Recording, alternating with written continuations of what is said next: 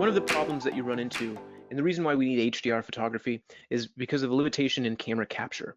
That is, a camera can only capture a certain amount of information, and it is or can be less information from the brightest highlight, the brightest thing in the scene, to the darkest thing in the scene. That can be darker, or sorry, there can be more information in the scene that you're trying to photograph than what the camera can actually capture. And here's a graphic that kind of talks about that. So modern and contemporary DSLRs can capture theoretically anywhere from 10 to 12 stops from the brightest highlight to the darkest shadow, right?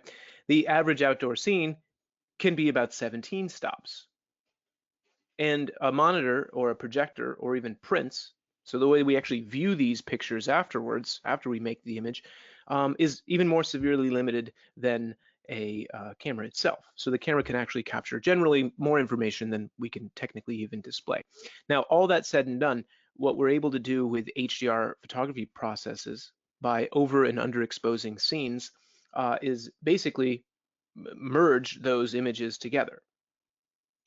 Again, I'm not able to leave the slide up for the entire duration, but basically, this is an HDR exposure series. The 0 that you see there, sort of on the left in the middle, that's what the camera says is the correct exposure. And then what we do to capture the full dynamic range, all of the brightness levels of the scene, is we overexpose to capture shadow detail. So that's the image that says +1 EV on the left side. And then we underexpose to capture the highlight information, the highlight detail. And I can never answer this question, and that is, how many images does it take to capture the full dynamic range? Like, how many images do you need for an HDR? It depends on the scene. It's completely dependent upon the situation. It's dependent upon your camera. It's dependent upon what you want the scene to look like in post-processing as well. But a sort of good standard rule, if you will, is to capture your most overexposed image so that when you look at the histogram, nothing is pushed up against the left side, right? And so here on the left image, the 1 + 1 EV, you see none of that information is pushed up against the left side of the histogram. That means we have all of our shadow detail in some form. So we'll be able to utilize that information with our HDR FX Pro software. As we move over towards the right, you have -1 and -2, and what you're looking at there would be your highlight information, highlight detail, and you notice in the -2 exposure value slide on the far right that none of the information is pushed up against the right side of the histogram. And that just basically means that you've got all of the information so that you can merge your images together using an HDR software and create an image that has all of the information that you need. So actually taking a quick look at that, this merge, this is 4 exposures. This was done in HDR FX Pro. Here's our image. Here is the histogram that represents that image. We've got full highlight detail, full shadow detail, and we're happy. In this case, creating a kind of realistic looking HDR photo. Now, this is some standard HDR terminology. The thing that we're doing when we are adjusting the tones and in HDR FX Pro is called tone mapping. You can tone map a single image. The thing is it's technically not an HDR photograph if you utilize a single image, but you can get a lot of information out of your raw processing, whether it be Photolab 2 or Adobe Camera Raw, Lightroom, and so on and so forth. Or you can actually take single images into HDR software like HDR FX Pro to create the look and feel of an HDR image from a single file. This is actually an HDR that was shot with multiple exposures by a good friend of mine, Thierry Deheuve, who is a really fantastic photographer and a Nik software user as well. An image by Todd Sipes, one of my former students, Mike DeCola. I just realized that I didn't even introduce myself. This is a photograph of my friend Brian Matish. It's actually 99 images creating the HDR photo in a panoramic scene.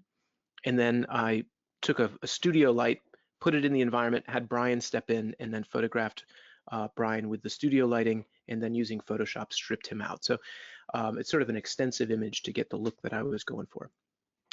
Now I'm going to skip over the history of HDR photography. It's kind of an interesting little talk, but for the sake of time, I'm going to move into the things that you would need to create an HDR image. Here's just another Thierry de Heuve image. He was an architectural photographer and a really fantastic portrait photographer and travel photographer as well. Just a beautiful image. So gear that you might need to capture an HDR exposure series. You need a camera that can capture aperture priority or manual exposure mode, because when you're shooting an exposure series, your images for your HDR photo, you want to be changing your exposure based upon shutter speed. You can also utilize the ISO settings. You can change ISO to create an HDR exposure series, but that can generate problems because the higher you go in ISO, technically the lower the dynamic range is probably going to get, and also you're going to be generating more and more noise as you raise the ISO up. So you'd want to utilize these things. You don't have to have all of these things. You just have to have a camera that can capture an HDR exposure series, but a tripod can be really helpful. Cable release, and then neutral density filters and polarization filters can also be helpful. So just another little slide that describes how to shoot HDR. So the kind of rule of thumb is generally, and of course this depends upon your camera, you can change your exposure by plus or minus 2 stops on higher end cameras, or plus or minus 1 stop. So when you're shooting, let's say you have a base exposure of a 30th of a second at f8, for example, you would keep that f8 constant, but you might go from a 30th of a second to a 60th of a second to a 1/125th of a second.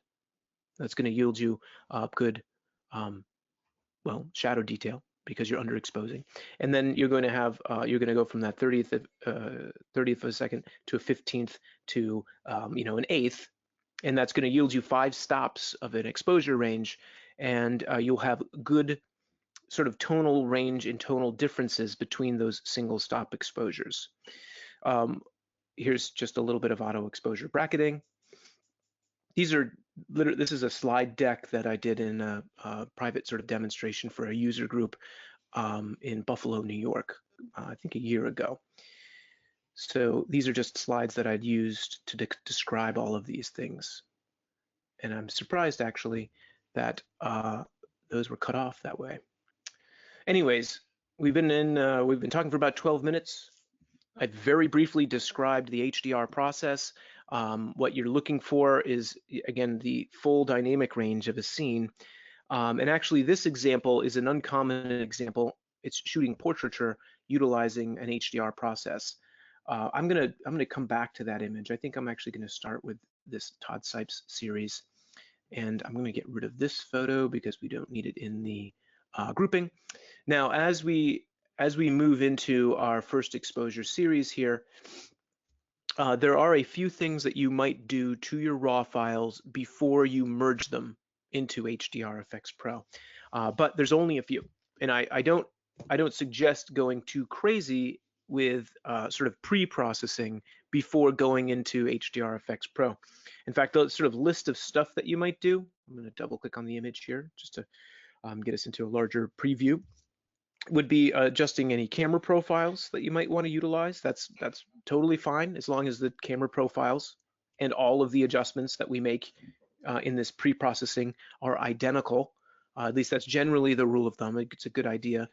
There are weird and custom workflows where you can utilize different color temperatures for different exposures and stuff like that. But for the most part, all of these adjustments that I'm going to suggest, or all of the adjustments that you might do in your pre-processing, you want to be identical between all of your images. In this case, all 7 of the photos that we are going to merge together. So that would be camera profiles, any color temperature adjustments that you might want to do with white balance. So if you're not doing a custom white balance in the scene, you know, you can adjust that. You can adjust it anytime you want, but you can adjust it to sort of manage the color temperature in post-processing, especially when shooting raw. All of these exposures are raw files, and I would suggest, for the most part, when capturing an HDR exposure series, shoot raw, so that you've got the dynamic range of that raw file, and then also the capability of making adjustments in this pre-processing sort of realm. So your camera profiles are some of the adjustments that you might do. Color temperature, lens corrections, So Photolab 2 actually does that for you. Noise reduction, and then sharpening, raw pre-sharpening. That's it. You don't want to make dramatic exposure adjustments and so on to your series of exposures because we want to do that after the fact. We want to do that in a 32-bit per channel workflow. And that's what we'll be doing when we're in HDR FX Pro. In fact, all of these images have the adjustments that I would want done to them. In this case, I sort of preset this up. I do want to make sure that my DxO smart lighting is actually off. I don't want that on in this situation, and apparently I had that on. So I'm going to click into each one of these, and I'm going to turn that off to make sure that it's off. The DxO smart lighting is just a really beautiful way of adjusting the tones, and what it tries to do is basically clean up. It's a smart lighting adjustment. It tries to adjust the exposure. Watch what happens as I turn this off. So it sort of light or darkens it down a little bit and reduces the contrast just a touch. I think this is actually going to have a dramatic adjustment with the DxO smart lighting. Yeah, pretty severe adjustment there. Now, this exposure is the most overexposed image in the exposure series, and you can see into all of these little nooks and crannies, all of those details. I don't know if we actually need to use it to merge the image, but let's see what happens when we do. This image here is the most underexposed of the scene, and it's going to yield us our highlight detail, right? And you can actually see out the window now, and you can see the mountain range in the window, and then the broken window. So I'm happy with this exposure series here. I want to merge them all together. What we would do in Photolab to do that, to merge these images, is I need to highlight all of them. So I'd click on either the farthest right image or furthest left image in the exposure series, hold the Shift button down, click on the opposite end of the exposure series. This highlights those exposures for us. And then you just move into the Nick Collection button. So in the lower right corner of Photolab, and then you click on HDR FX Pro 2. And what's going to happen is the software is going to basically take these raw files, process them into manageable 16-bit TIFF files, and then we'll go into HDR FX Pro, where we'll be able to talk about the different aspects of our workflow. Now, as those are loading, I'm going to go ahead and just pull up our GoToWebinar control panel to make sure everybody's good to go still. Wendy, you mentioned that there's no picture. Hopefully, if you're still there, log out of the webinar, log back in, and that should reestablish your connection. If a print can only show 6 or 7, why even do HDR prints? Great question, Thomas. So as HDR FX Pro is loading, let's answer that one. The tone mapping process, the adjustments that we're able to make will actually compress the histogram into a manageable situation. So basically, we'll be able to take all of this information, smush it down into a histogram that we can then print, or into an image that we can then print. And that's the process of tone mapping. Fantastic question. Thank you for asking that. Hopefully I've answered it. I think I'll show you that a little bit more as we go into HDR FX Pro. We'll talk about that. So we're also going to be generating HDR images in HDR FX Pro, but launching from Photoshop as well. So I'll walk you through that process too. But anyways, we're in HDR FX Pro 2. This is what's called the merge dialog, and this is where we're able to adjust alignment, ghost reduction, and chromatic aberrations. So these options on the left side, or sorry, on the right side of the interface here go as this. The alignment tool, I typically just leave on by default. It's on by default, and I just tend to leave it on in case I bumped my tripod. But you would absolutely want this alignment algorithm on if you're shooting an HDR exposure series handheld. Because basically, no matter how steady you are, you'll be probably moving the camera a little bit if you're shooting handheld. And so this alignment algorithm basically attempts to automatically line all of your details up. It is on by default. You can turn it off. It doesn't have to be on. And in this case, this was a scene that was shot with a tripod. So we probably actually don't even need it on. So what the heck, let's go with it this time, turn it off. Ghost reduction. There's no ghost artifacting occurring in this image. I do have an image. I'm going to display what ghost artifacts are, but basically you would use this setting if you shot an exposure series where something in the scene was moving. So if you had people moving throughout the scene, or there's trees swaying back and forth, or birds going throughout the, flying through the sky or wherever, you'd utilize ghost reduction to remove any objects that are moving in between exposures. I'll show you that in a bit. And the chromatic aberration setting, if you were using HDR FX Pro as a standalone, this would probably be handy. But if you are utilizing a raw processor like Adobe Camera Raw or Photolab 2 or Lightroom or whatever, there are typically lens correction adjustments in those tools. There absolutely are in Photolab 2 and in the Adobe suite of photo editing tools. And you would use this if you weren't using the lens correction tools within your raw processor. So I don't even utilize this tool because I use the lens corrections and chromatic aberration adjustments from Adobe Camera Raw and from Photolab 2, and they get rid of it automatically for me in those pieces of software. So in this case, I'm not even going to turn any of these on. Let's see what happens. Now, just to cover a little bit more in the interface, and I'll talk about the film strip up at the top in the next image when we go into the next HDR exposure series. But basically, this little slider down here, it does not affect the merge. All it does is it allows us to display the full range of tones. So as I slide from the -5 exposure or exposure value image showing my highlight detail all the way into my +6 exposure, this is just displaying those sort of transitions. So you can see we've got all of that really good information. So when we merge this together, we'll be able to utilize all of that stuff. So I'm going to click the Create HDR button in the lower right corner of this interface. That's going to do the initial tone mapping. So we're going to get right out of the box a sort of realistic looking high dynamic range image. Now, this image is supposed to look kind of realistic. It's not necessarily supposed to look highly HDR-like or fully tone mapped or anything like that. The main exposure here, or sorry, the main merge here is basically trying to yield you a kind of just regular looking image. It is a high dynamic range image, but you can see like within the windows here that we don't have all of the information in the initial merge. We'll get into that. For now, follow me into the upper left corner of the interface. We're going to open up into our presets. So all I did there is click this furthest most upper left image or upper left button to view our left side panel. And there are 40 presets that are built in HDR FX Pro.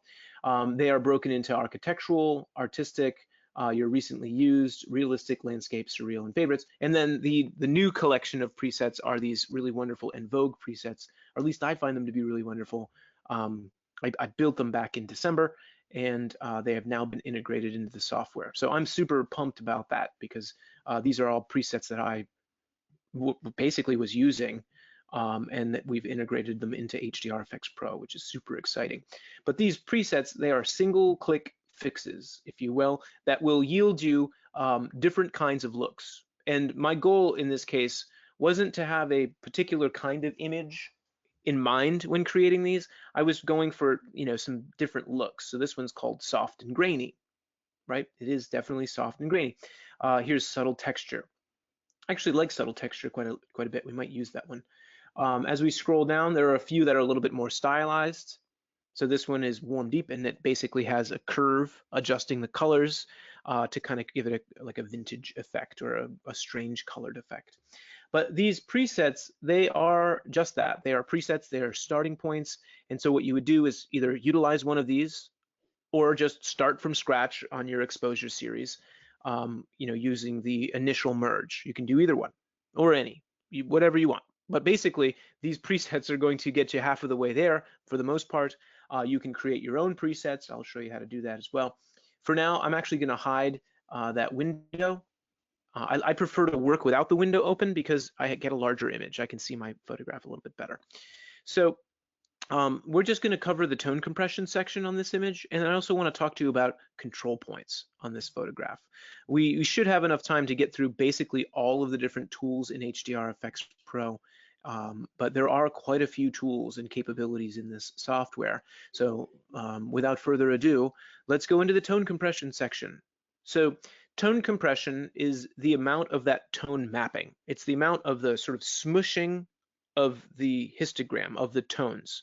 And the further you take this slider to the right, the brighter the shadows are going to get, and the darker the highlights are going to get. Right? And in fact, with tone compression, I don't know if I've ever utilized this slider at 100% ever, but you do have quite the capability of bringing those highlights down and bringing those shadow details out. As you take your tone compression slider to the left, you get a more sort of natural looking effect in this series. And the further to the left you go, the less of that compression you're going to get. Right, and watch the histogram in the lower right corner of the interface. You see how so much information is pushed up against the right side? That's these windows, and that's this highlight here, and that's probably in this section and outside of this window as well. As I take my tone compression slider to the right, what I want to do is kind of find this happy medium between the look and feel that I want, like sort of how HDR looking do I want this to be, and then also, you know, where do I want my shadows and highlights to fall in my histogram. And I try to find like this happy medium. I'm typically more interested in a more realistic looking HDR image. It's just my preference, but folks out there might be more interested in a more HDR looking image, in which case you just take that slider further to the right for the most part, and you're going to get more of that tone compression. For now, I'm going to leave those highlights in the windows a little bit bright. I'm going to show you how to take them down utilizing control points so that we can keep all of the tones within the image that we're interested in, but yield a really beautiful sort of full tonal range for our HDR photo. Underneath the tone compression slider, we have what's called method strength. I'm going to go ahead and take my method strength slider all the way to the right. Again, this is not a slider that I usually take all the way to the right, but it will allow us to take a look at the HDR method. So when we open up the HDR FX Pro software for the first time, HDR method is probably closed. If you want to get into it, you just literally click on that type and it opens up into 3 different algorithms. And these algorithms allow you to choose basically how the tones are going to show up in the image. It basically creates a different effect, a different looking photograph depending upon how you utilize your HDR method. The depth tool attempts to recreate sort of the full optical or photo look in a single image. And that was not a good description, and I apologize. But if we were to jump between the off and the strong, what you'll notice is that when it's off, we have this kind of monotonalistic effect in the gradients of the image. Like this is a highlight area, and then this is a midtone, and you can't really see the difference between those things, right? But as we take the depth up into maybe I'll just jump over into strong, now you're able to see these little gradations a little bit better, right? And so it's up to you as the HDR creator to kind of decide where you want that to be. In this case, I think strong works nicely because it just, to me, has a more natural looking effect in this case. Moving into the detail section, this is how the actual textures will be rendered. So if I set the detail to soft, we're going to have this soft kind of ethereal glowing effect. As we move into realistic, these details, the textures and tones should render in a relatively realistic way. Accentuated, detailed, and grungy, right? We have all of these choices. Now, don't let me scare you away from something like grungy, because it actually can be really effective. And it kind of looks interesting here.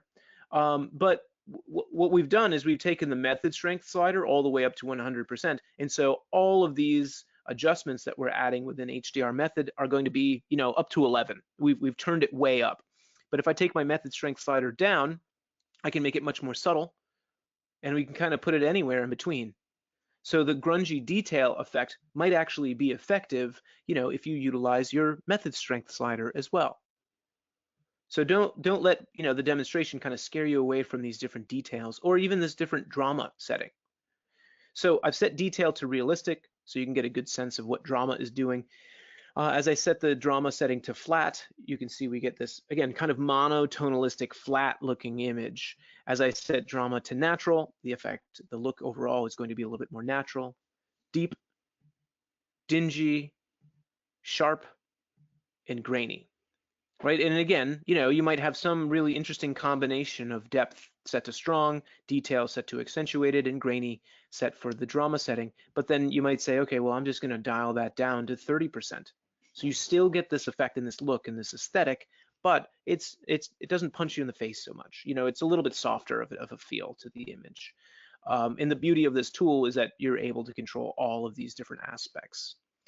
So I'm going to leave detail on accentuated. I'm going to pull my method strength down just a little bit. I'm liking this effect. And then from here, I'm going to move into the selective adjustments. I'm going to skip tonality and color on this exposure series for the sake of time, because I want to talk to you about control points.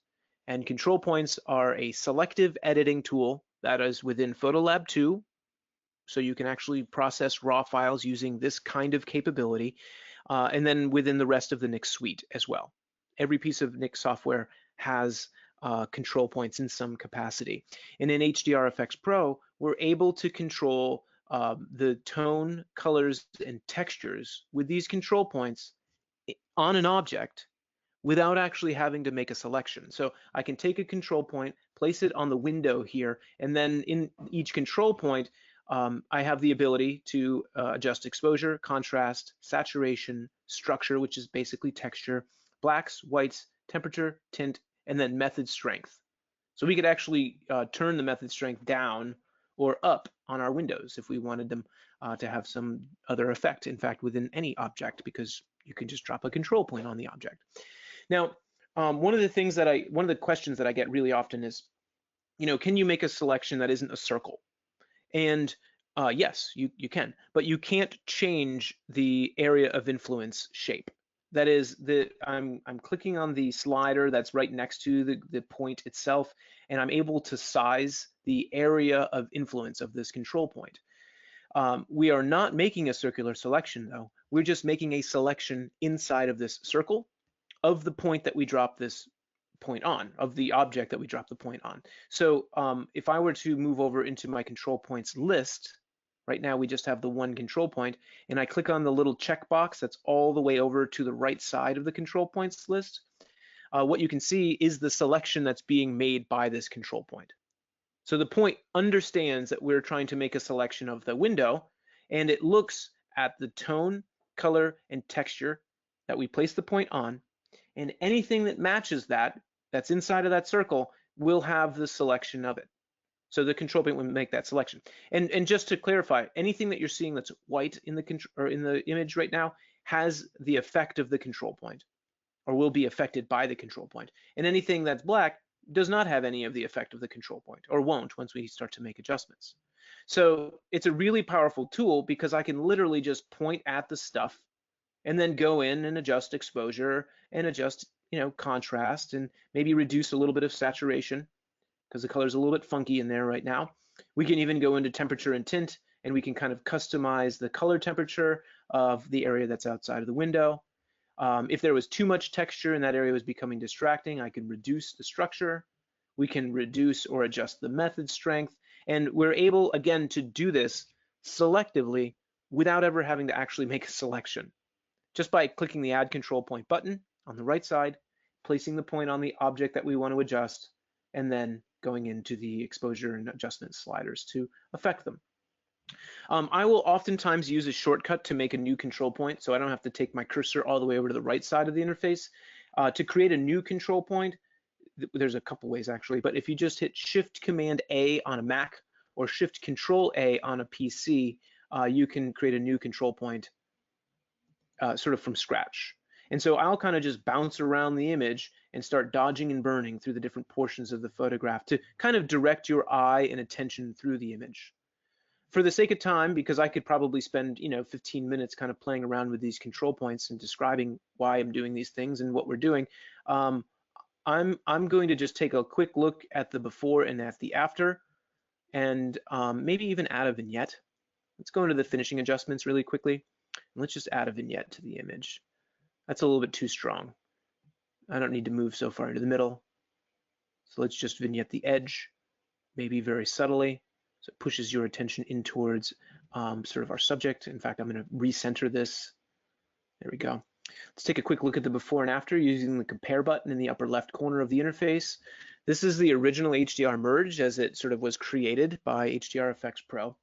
I'm pressing and holding the compare button to see that image. And then here's our enhanced image, where we utilized a preset from the left side of the interface, and then we talked about the tone compression section and utilizing control points.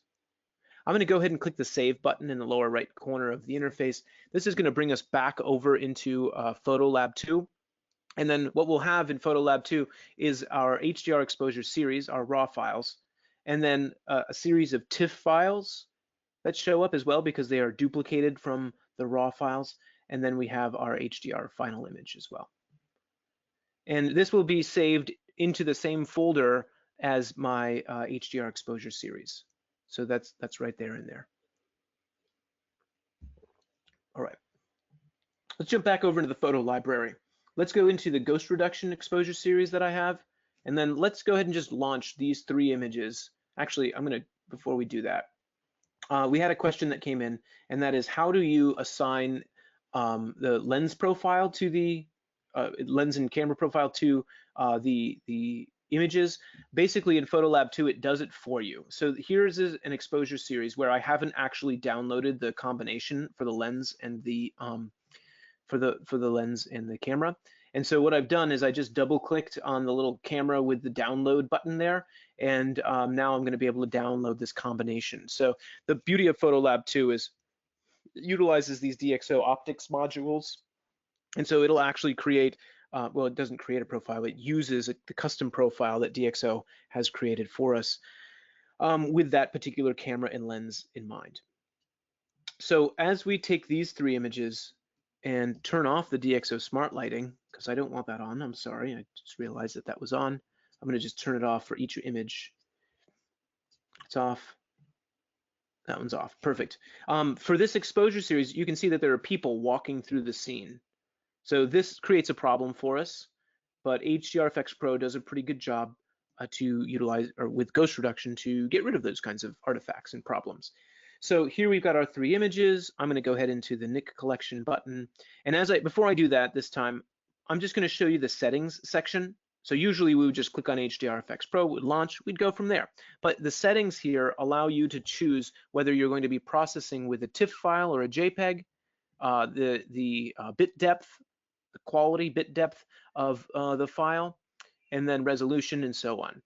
So in this case, if you want to be sort of utilizing the most information possible, I'm going to utilize the TIFF and the 16-bit setting.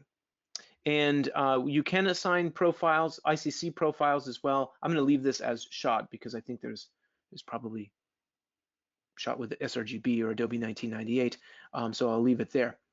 But this is where you would adjust your settings or possibly resize your image if you wanted to sharpen the photograph for output. Anyways, HDR FX Pro 2, let's click on that. I'm going to take a gander at our GoToWebinar control panel as HDR FX Pro launches.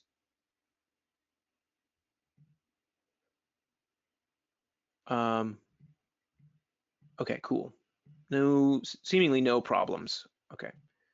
I just like to make sure that everybody's kind of good to go there. So HDR FX should launch, I hope. Yep, looks like it's about to. And we've got a comment here.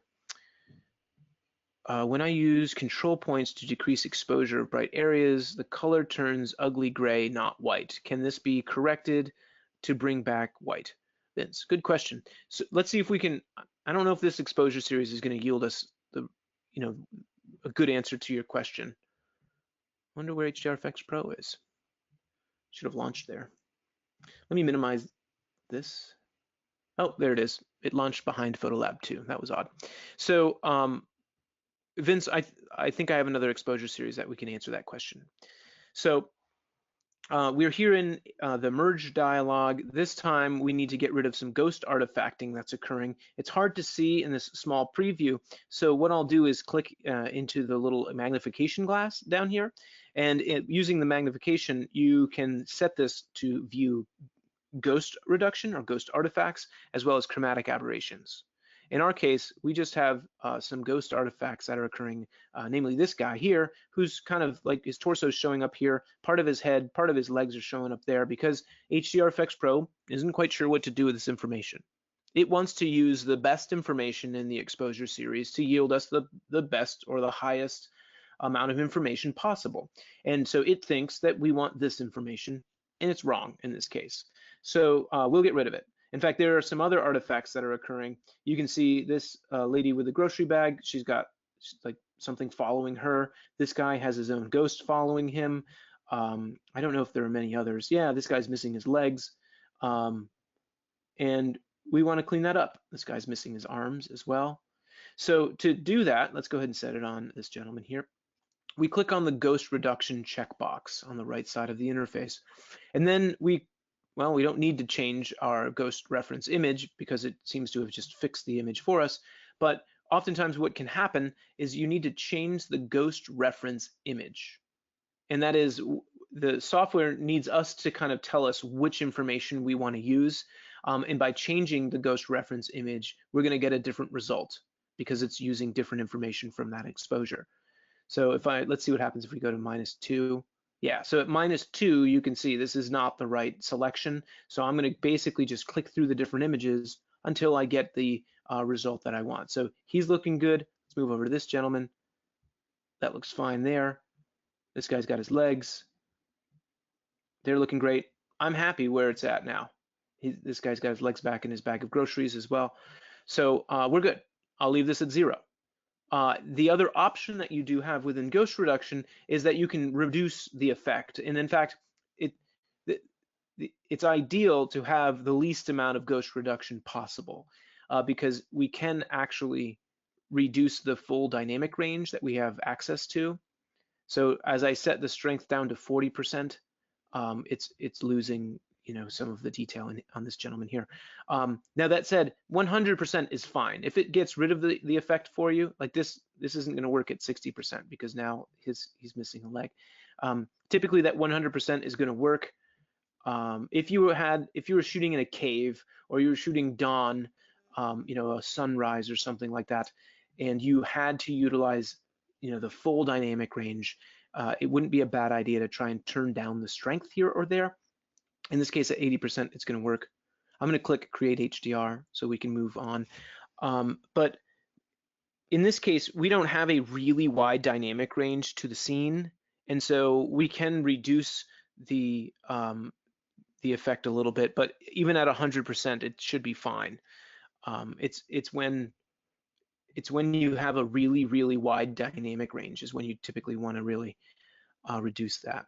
So this is kind of an interesting effect, cool deep, right? Maybe it's a little bit too much.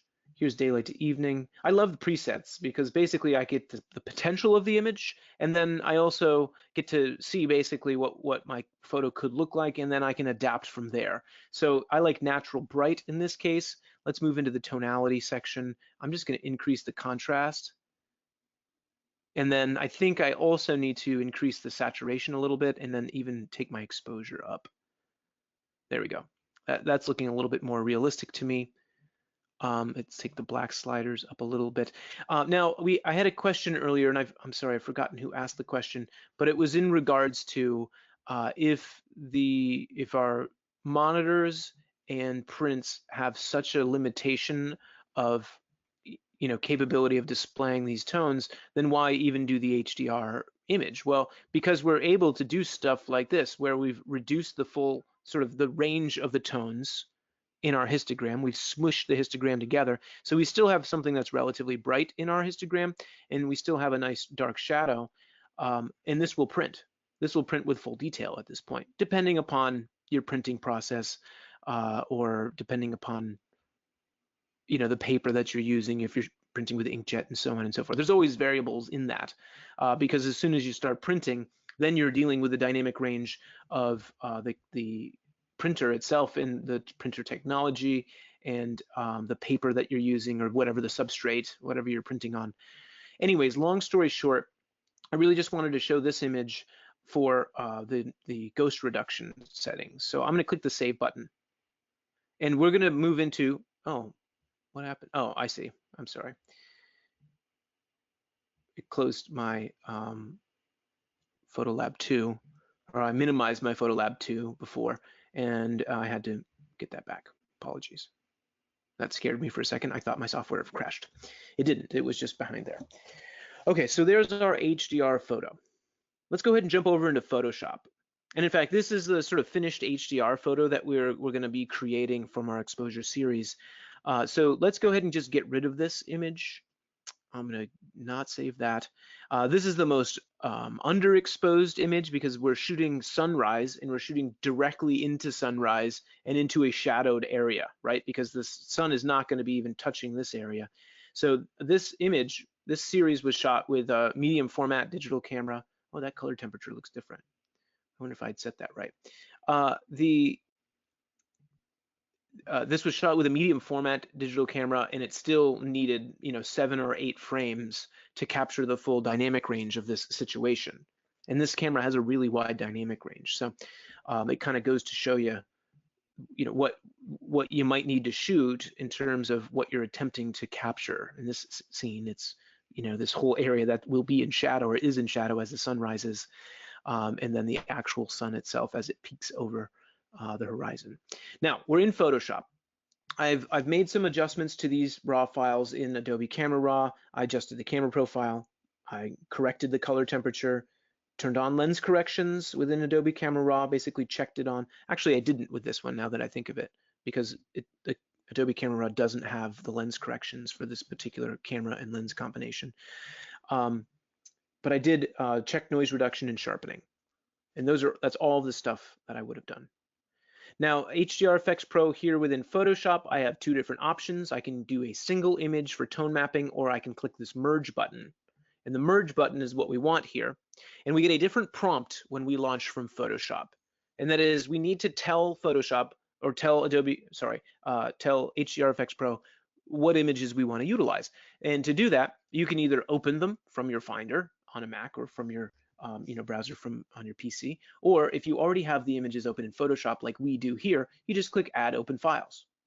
If you have an image that's open that you don't want included into your HDR exposure series, you can just click on it and then click Remove. We don't need to do that here because all of our images are supposed to be included, but if you did have something else open, you would just literally click on it and then click Remove. There is one other option. You can utilize a smart object capability here. That is a nice option for Photoshop users so that you can kind of go back and re-edit an HDR exposure series after the fact. Anyways, we're not going to do that because it's going to slow down our process. I'm going to click Merge Dialog. That's going to bring us into the Merge Dialog that we've already discussed a little bit.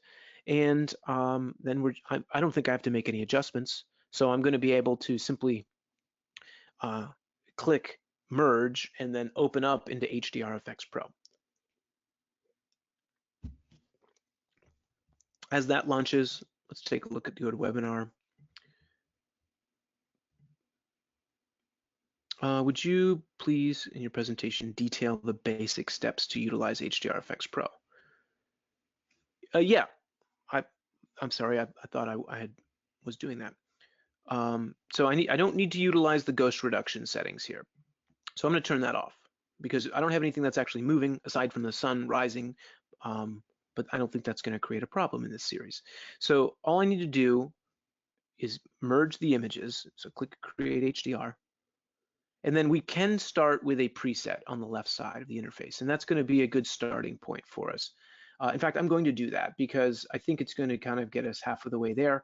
I'm going to click on Dark Natural or Natural Dark. It does get us most of the way there. I'm going to hide the presets. And then basically what I would do from here is make my way down the right side of the interface. So we move through tone compression. I actually don't think I need to do much within tone compression. We can take a look and see what tone compression is going to do here.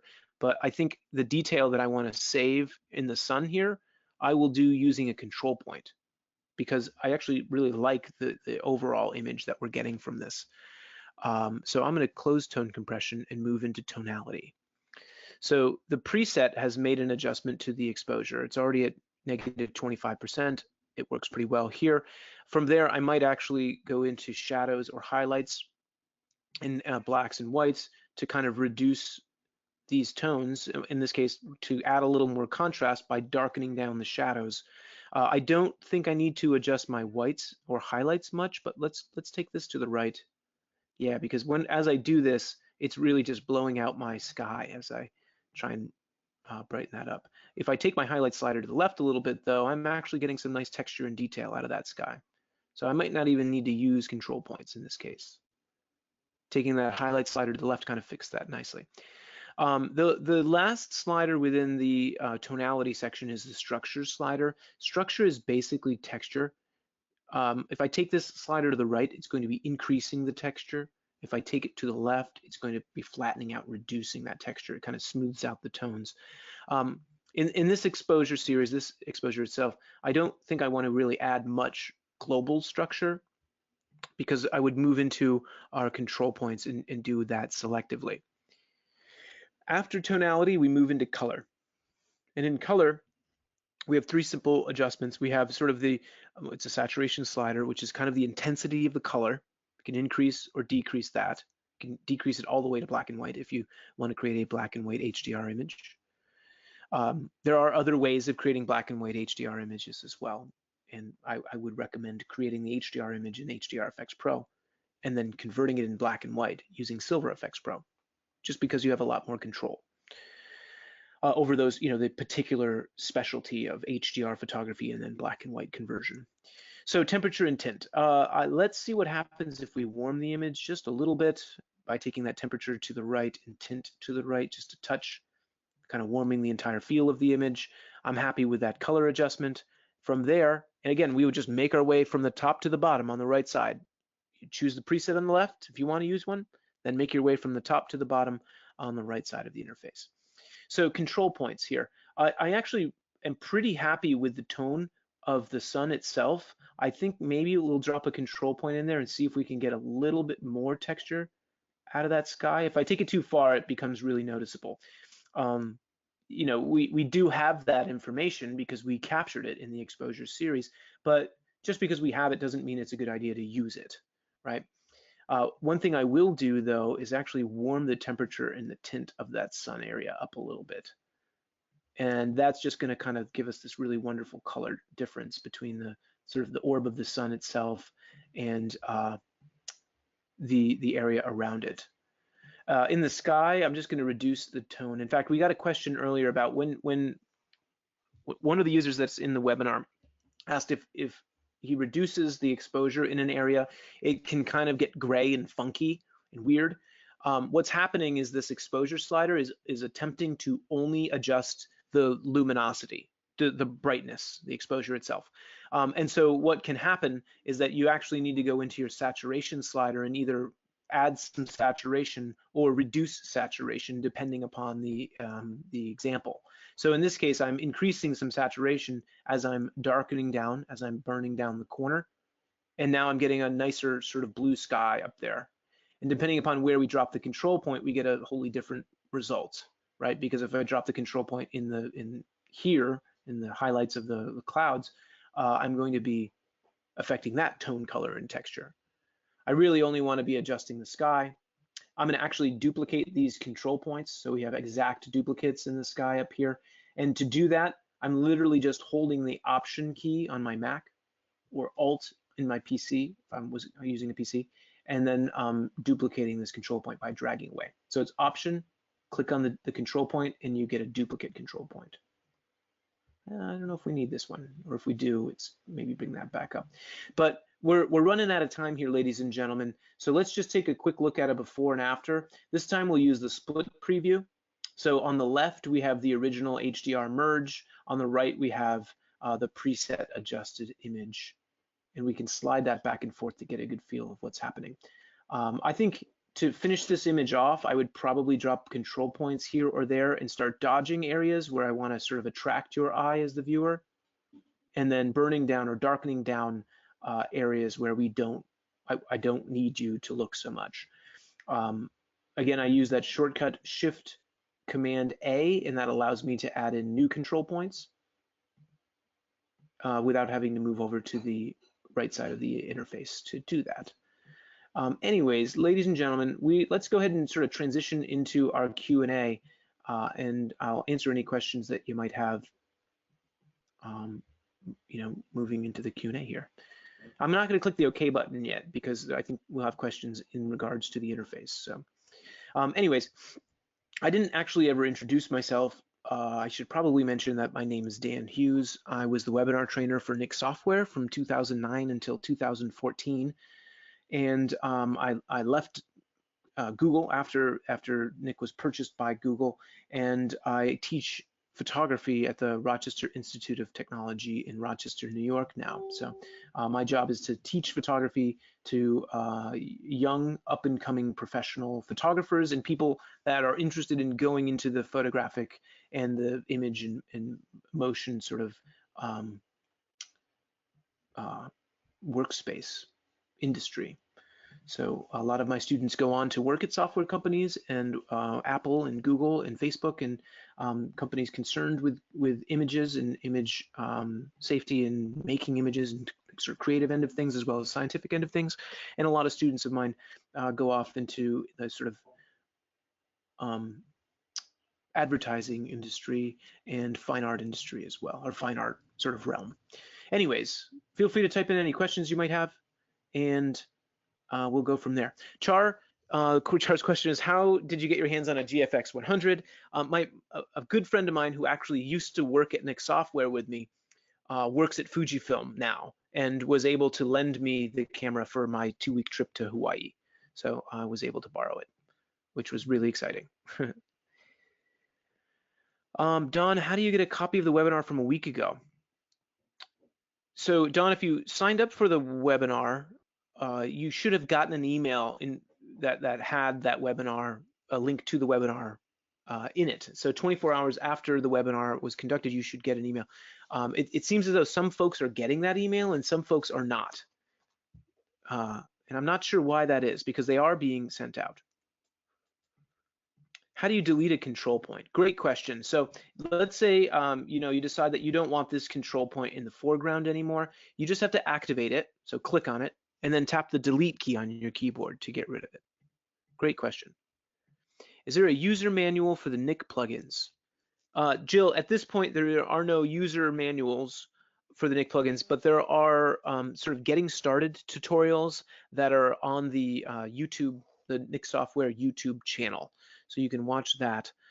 There is a book that was put out a couple years ago. I think it was called Captured, and it was by Tony Corbell and Josh Haftel. And that was a sort of getting started textbook for the Nick plugins. It might still be available on Amazon. I'm not sure. I want to say it came out in 2011 or 2012. David said that the email was sent out, but without the link. Okay.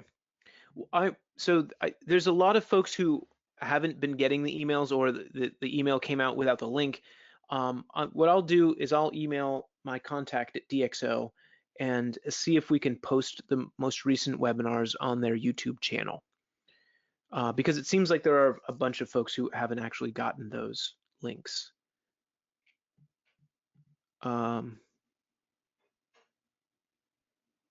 Oh, and Matt just said you said it in other webinars, but all the other webinars are posted on the DxO YouTube page too. Okay, Matt, thank you for mentioning that. I was under the impression that they weren't although I think you did tell me last week that they were. But yeah, go to the DxO Nick Software YouTube page. Literally go to YouTube, search Nick Software. There's an official page. It should be there. John, excellent presentation. Thank you very much. Starting to like control points and Photolab 2 each time. It's fantastic software. Still using Capture One Pro as your main processor. Cool, yeah. But PL2 gives you new options. Yeah, fantastic. John, that's great to hear. Yeah, Capture One Pro is an excellent piece of software as well. Good for tethering for sure. I'm really digging Photolab 2 because it makes all of these wonderful corrections for me, and it optimizes options and things that I don't even want to think about. It's very easy to use, and then the best part about it, in my opinion, is the use of control points on your raw data, which to me is crazy. You have raw information and you're able to utilize these control points to dodge and burn.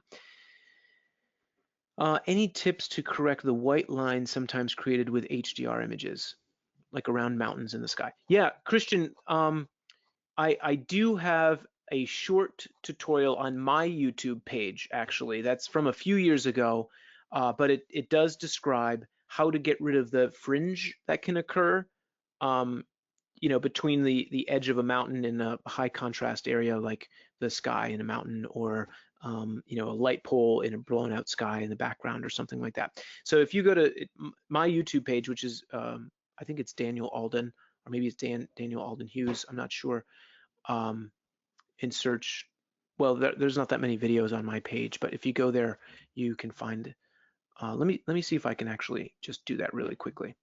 Let's jump over into my YouTube page.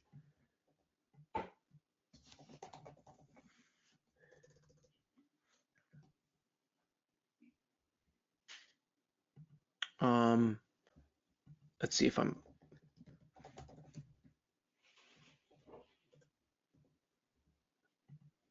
might be a bunch of us as well. Yeah, this will be harder to find than I'd hoped. Let's say this, Silver FX Pro. That's by DxO, that's by DxO. Yeah, so these are all webinars that are posted on the DxO Nick software. There's my page. So this is a video that I had put up. Yeah, now it's going to make me actually up. No, sorry, I'm not good at navigating this because now I'm just in my own page. But this is me. I'm just Dan Hughes, and you can see the sort of avatar picture. If you search for Dan Hughes Silver FX Pro, my YouTube page should come up. Okay, so we got that one. Just running through these questions.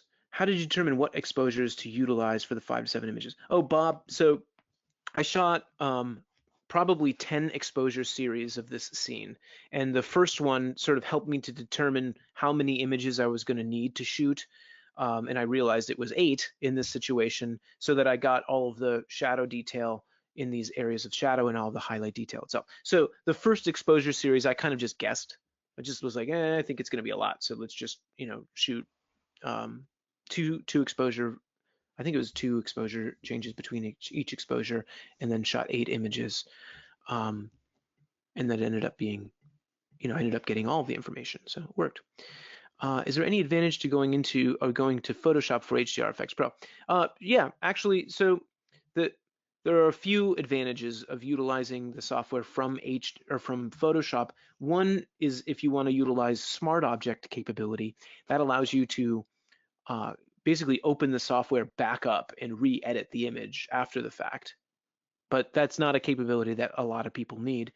And then the others is that you can use layers, layer masks, blending modes, and other capabilities that are within Photoshop. So I do, unless I'm doing kind of like a straight conversion and I don't need to do much work, I'll just do it from Photolab 2.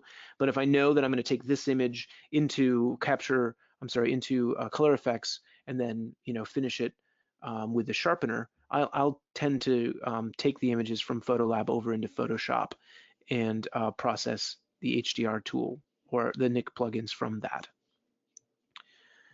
All right. What's the story with DPI when exporting is going to 72 for web useful? Brad, it depends on which part of the process you're dealing with, but the DPI, as long as the pixel dimension stays the same in HDR FX Pro, the DPI shouldn't really matter utilizing most of the Nick plugins. The only one where it will really change the outcome, whether you have 240 DPI or 300 or 720 for some weird reason, or 72 for web, for example, is using Sharpener Pro's output sharpener. That's when it will matter what dot per inch or pixel per inch setting you've got it set to. The rest of the plugins, it doesn't really care. When I use, oh, we got that one, okay. All right. So I've got comments here, but I think I've answered all the questions. So if you have any more questions, feel free to type them into the questions box. But hey, Richard, cool. You've been coming to these webinars for a while, City College. If you do have any questions, feel free to type them into the questions box. Otherwise, we'll hit the road here. But I greatly appreciate everybody coming out. Thank you for spending your evening with me. Hopefully you found this to be a beneficial demonstration. I will be conducting more webinars next month, and Photo Joseph has a webinar tomorrow on sharpening. So you can find that at the most recent webinar page, so the DxO upcoming webinar page at the Nix Software website. But hopefully, again, you found this to be a beneficial demonstration. I greatly appreciate you coming out. Have a lovely evening. Enjoy the software, and hopefully I see you again soon. Thanks a lot, everyone.